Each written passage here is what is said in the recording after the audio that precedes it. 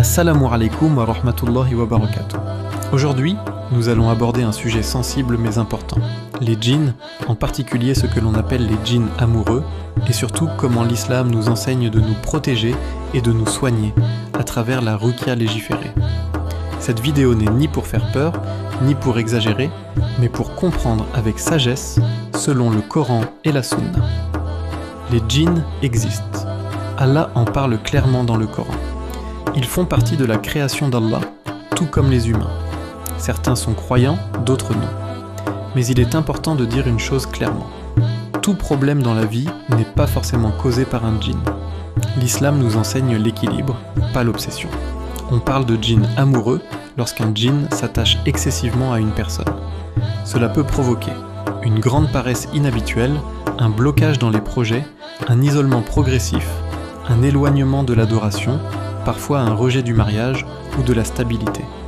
Mais ces signes ne suffisent pas à poser un diagnostic. Seul Allah sait, et il faut éviter de tirer des conclusions rapides. Un grand danger aujourd'hui, c'est croire que tout échec vient d'un djinn, oublier la responsabilité personnelle, oublier l'effort, la discipline et la foi. Le djinn peut être une épreuve, mais la faiblesse de la foi, la négligence ou la fatigue aussi. L'islam ne nous pousse jamais à la peur, mais à la lucidité et à la confiance en Allah. La ruqya légiférée ne se limite pas uniquement à réciter une sourate sur de l'eau. 1. Réciter le Coran sur soi-même, lire Al-Fatiha, Ayat, Al-Kursi, Al-Ikhlas, Al-Falak, Al-Nas et souffler légèrement sur soi, comme le faisait le prophète, que la paix et le salut d'Allah soient sur lui. 2. Réciter sur de l'eau. On récite le Coran, on souffle doucement dans l'eau, puis on peut la boire ou s'en laver, mais la guérison vient d'Allah, pas de l'eau. 3. Réciter et souffler sur des éléments naturels. L'islam nous enseigne que la nature est une création d'Allah. Il est rapporté que le prophète, que la paix et le salut d'Allah soient sur lui, lors de certains événements, a pris de la terre, a invoqué Allah, et Allah a accordé sa protection.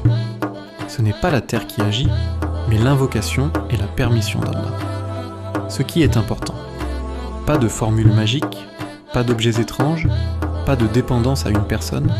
La ruqya est simple, claire et basée sur le Coran. Si une personne se sent bloquée, qu'elle renforce sa prière, qu'elle récite le Coran régulièrement, qu'elle invoque Allah et qu'elle continue d'agir dans sa vie, Allah est Ash-Shafi, le guérisseur. La foi, la connaissance et l'effort vont toujours ensemble. Qu'Allah nous protège des épreuves visibles et invisibles. Qu'il nous accorde une foi solide et un cœur apaisé. Si cette vidéo t'a été utile, partage-la, abonne-toi pour plus de rappels éducatifs et rappelle-toi, Allah est plus fort que toute épreuve. Barakallahu fikum.